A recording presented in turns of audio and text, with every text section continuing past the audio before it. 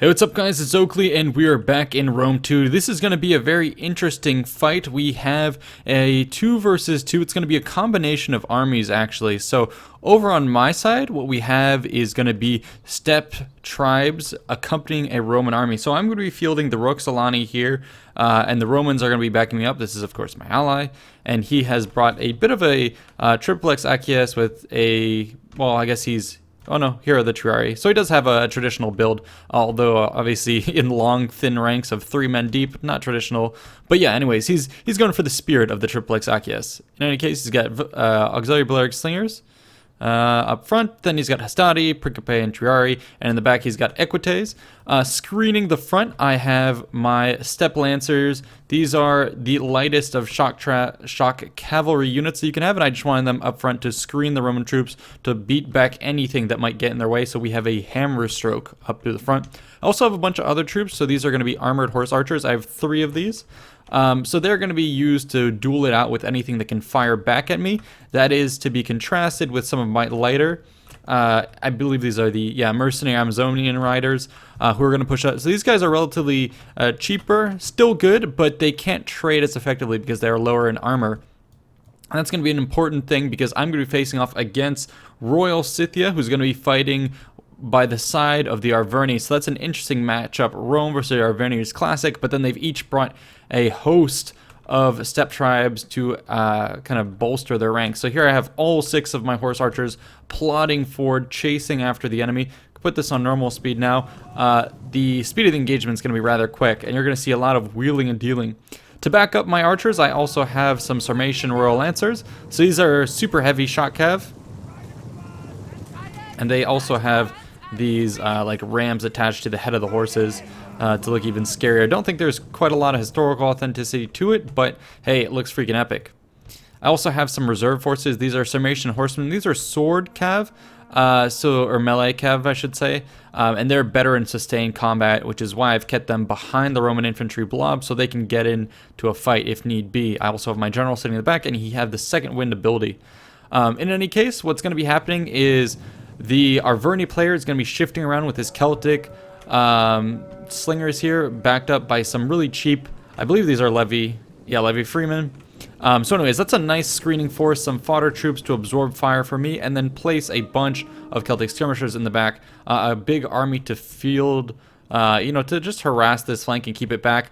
The Scythian forces have pulled into the safety of their ranks, knowing that they couldn't outmatch me, but what they're going to try and do is stage operations from behind their ranks and flare out with a bunch of other numbers where I am not. So you're going to be seeing a lot of back and forth. It looks like he also has his own contingent of these Amazonian horse riders. The reason these are called Amazonian horse riders is if you ever think about the kind of the story of the Amazonian women, these are warrior women, that was actually reported, I believe, by Herodotus, who heard stories from the east of warrior women. And that was actually the case. So with a lot of the tribes, let's go ahead and watch on this. With a lot of the tribes out in the steppes, it was expected that everyone would grab a bow and fight. And it wasn't just the men who were trained to do so, the women as well. And in some of the tribes, the women are so well trained that they could fight very much like a man. And I believe there were stories, I don't know if this has been verified, but there were stories that these women would not be allowed to get married. Oh, some shots are missing there. Oh, anyways, but there were some stories that women were not allowed to get married until they had killed their first man. So very ferocious tribes. And, when you think of populations that are typically split 50-50 between male and female, well, if you can get your females to fight like men, well, then you've doubled your fighting force. So the steppe tribes could be very, very brutal. And that's where the idea of these Amazonian women came from. Anyways, I'm going to be charging forward with a bunch of my guys. I've been causing chaos in and amongst these Celtic units. They are starting to fire into my forces. I'm going to start to try and thin out their ranks.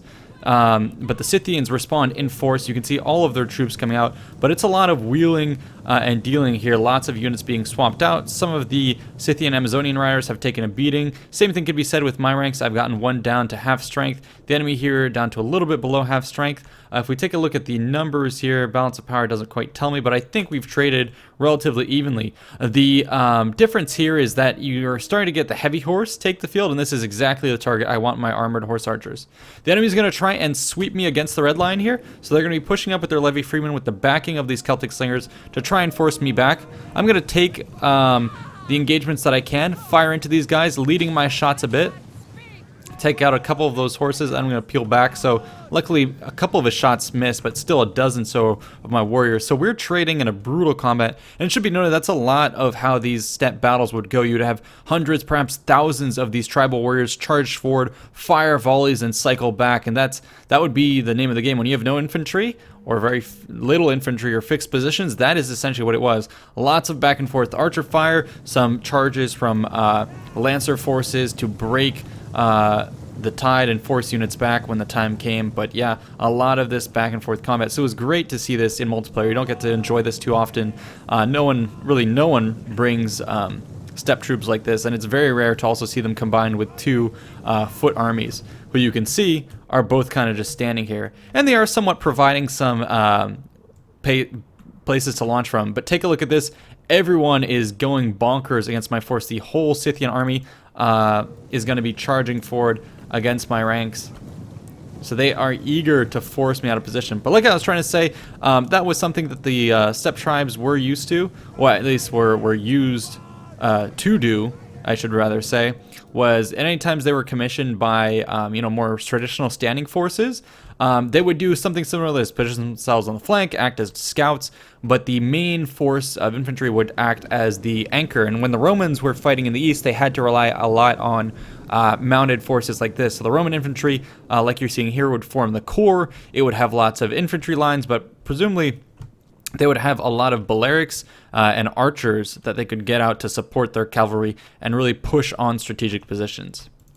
But let's watch this. One of my guys is going to get decimated, but in response, I brought up my armored horse archers. You can see a volley came in here, but didn't kill any of my guys. Maybe one goes down. Meanwhile, the enemy here that is weakly armored just gets taken for a ride there. So that is why these armored horse archers are very useful. You can see they've taken almost no losses. So they can trade with my enemy cheap units. Meanwhile, over here I have the Sarmatian Royal Lancers just in position to sweep back the enemy and threaten them.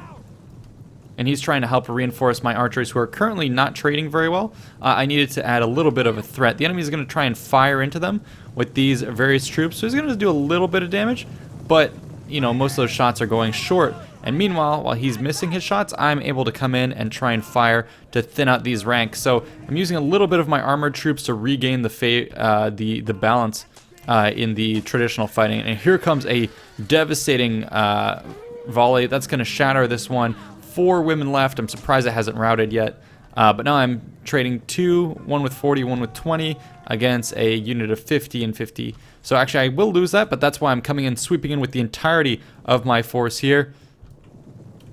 And we're going to make short work of these poorly armored Amazonians. So I'm charging in with the vengeance. They're very scared of that. The enemy is going to try and respond, but now what we're doing is charging up through the center. These Balearic slingers were chasing rather eagerly against the Celtic slingers, but now the mass of our Verni is going to swarm up.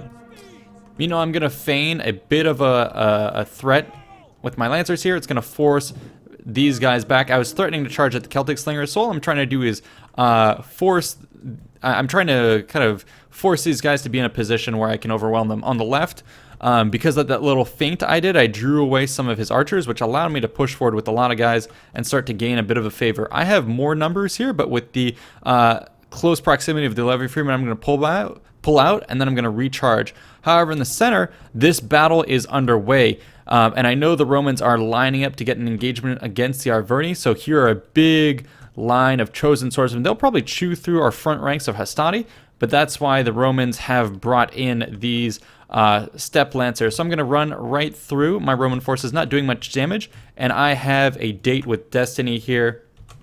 Let's watch this. All through the front, I'm going to charge into these unbraced chosen swordsmen, and then the Hastati are going to charge in. So that's going to completely negate the enemy's charge bonus that they will have. And then just as they're getting up, they're going to get hit by the Romans. And then I'm going to pull through with the remainder of my horses and just try and disrupt whatever I can on the inside. I'm going to pull through and try and hit these slingers. So my guys didn't necessarily get that many kills, but it was enough to disrupt this early engagement and knock the wind out of them while the Romans come back in. Meanwhile, their troops are cycling back around to hold the rear.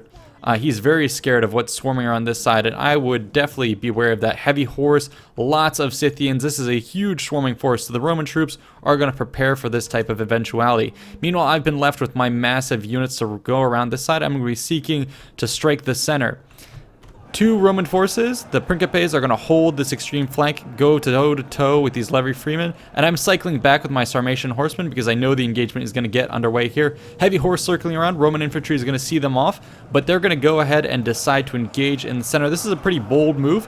It's necessary to land some hammer and anvils, but you can see most of them got out of there because they knew it would be a massacre.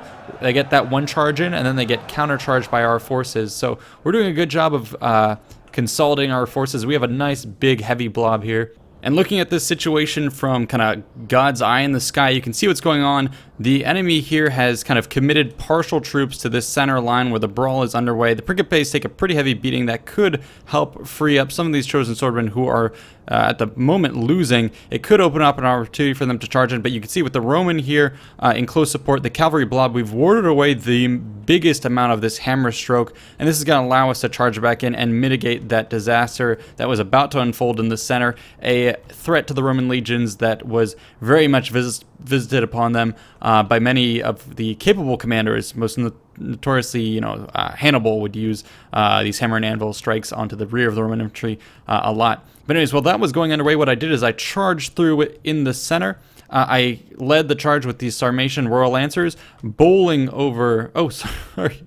Yeah, bowling over some of these guys. I'm going to try and pull through, but I'm going to get charged by these Levy Freemen. In any case, it's going to open up more chances for me to move forward with my armored horse archers. Again, these guys have not taken much damage the entire round, and they're going to deal rather easily with these Scythian Amazonian riders. And the Sarmatian Royal Lancers here are exhausted from running back and forth, but they're still going to see these Scythian forces far removed from the rear. And what I'm going to be doing is at this point opening up a rear strike for me to also cycle charge. So whereas the enemy had tried to wheel about and hit the rear of our center line, we're going to be able to do so, but there's nothing much in the rear to counteract that. Most of the spears for the Arverni are caught up in the center, some of them being destroyed by Roman infantry, so it's going very much in our favor. In the center, I've even gotten this guy in the center, charged into the back of this heavy horse and other units. The general here to reinforce, really helping out, and now we're going to pivot around with our cavalry to try and engage this massive remaining blob. The rest in the center here is going to be tied down. And there are a couple units here that are going to fend us off. They've pulled back the Royal Horse, the General's unit, as well as an armored horse archer who's holding down this position, preventing me from charging in. And he's actually doing a good job of firing into the center here to try and stop our guys. But at the same time, dealing a fair amount of damage to his own men. Oh, shit. Let's put this on pause. We don't want to miss this massive engagement that's getting underway. So Sarmatian horsemen here, heavy melee cav versus Steppe armored lancers. So this is shock cav, so they should win out in the initial fight, but most of these guys that are going to come crashing in behind us are not going to get their greatest of charge bonuses. So if I can sustain this early engagement and get more troops in the back, then I should win out in the long term, and especially with multiple units crashing in here against some of the enemy forces and plus the infantry support, I think we should be able to deal with this. The main problem is the big Scythian Royal Horse contingents in the back. Now in here we got a nice charge, Sarmatian Royal Lancers, most of them going through to hit this other force. But yeah, like I was saying, here comes the enemy trying to clobber into our rear. I only lost 9 men. Or 4, wow, not that many men, I'm surprised. It may have to do with the relentless, unity of the tribes actually popping on the enemy. So interesting engagement. I'm actually getting both of the different forces messed up. But Scythia is going to be, I believe, this force here. So yeah, we're trading rather heavily on both sides. Looks like Arverni's starting to crash through the center. In a couple instances, our line is crumbling, so that infantry being very sturdy, finally chewing through our Hastati and even Principes, so I'm very surprised at that turnaround. So they may end up cleaning up the center. Romans are going to pull back with the Balearic Slingers and try and reinforce. I'm going to pull in with my own general here, and he's going to help to try and rally the center. This is a big kind of mosh pit of cavalry. But we are starting to break some of the enemy forces. We're popping Draco. The enemy is going to raise banner, do all sorts of things to try and get the forces to rally. Yeah, my Sarmatians are going to go down. This is going to free up these 3 Scythians who would love to get into combat. But thankfully, we have more reinforcements in position to shut these guys down. Otherwise, this could be really brutal. Our general, however, or our allies' general, the Legata, is getting in a very risky position, and here we're going to have two forces charging into each other. I take almost no damage on that charge. I don't know how that happened, and traded for 2, plus the Equites are going to be here to help. So wow, very contented with how my guys trade in that engagement. More of the enemy Scythians are going to realize the threat, come crashing in. But in the center, my forces have been doing a good job committing themselves to the enemy. There were a couple enemy Amazonian riders, and I decided, fuck it, we're not going to engage at range. We're going to charge right in, and it seems to be doing the job. I cleaned up 2 of them, and now there's just one final remaining one who we can 2v1 at this point. In the center, I also committed one of my other armored horse archers to try and stomp on chosen swordsmen in the rear. It's not going to be doing very well long term, but it was enough to kind of tie these guys down long enough to get some Balearic Slinger shots into the rear here.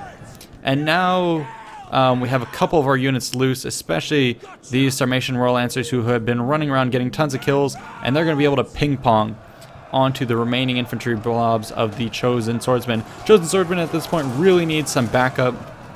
We're getting to the point where, yes, they may have won the infantry fight, but we can start hammering, anviling the hell out of them. This guy with 88 kills, now going to be proceeding on to the next blob. They did tie down our Balearic Slinger somewhat and have some cavalry in amongst us, but they really needed to free up more units from that blob. Looks like they're going to be doing just that a little bit with one of these Royal Scythian horsemen committed against the Legatas. He's going down, still at 12 men, but now at 11, soon to be 10. Reinforcements are going to stream in to try and save this force, but the Scythian guy is going to break the Legatus, I believe even kill him in the process. The Rome is losing out on its command. Some of our troops in the center are routing, so it looks like the Oathsworn and various other chosen swordmen may end up rallying and winning this fight. But the decisive blow will be dealt by the one who can win the cavalry engagement, and we are going to have just that. Soquites Extraordinari are going to charge in. I always butcher that name, but essentially those are the picked units from the Latin allies of the Roman cavalry force getting in here, and that should turn the tide. Sarmatian horsemen are tired but confident. Royal Scythian horsemen here with a fair amount of kills, but are going to start to break and waver. Back in the center, it looks like we're getting the critical mass against the enemy. Oathsworn are starting to run out of steam, and my units just plodding in the back here, just walking and firing with their Parthian shots right into the enemy Oathsworn. This should be enough to kill him. I was firing some shots into the chosen swordsmen to try and debuff them, and now I can change targets against the Oathsworn. But the victory is won in the center. It is now ours, and we may have lost our Legatus, but now the enemy is going to start to crumble. And in the duel between generals, mine is going to win out in this engagement. He's got 21 men left against the enemy's 31. I was not trading the best, but in the sustained long-term combat, I held just long enough for reinforcements to get here.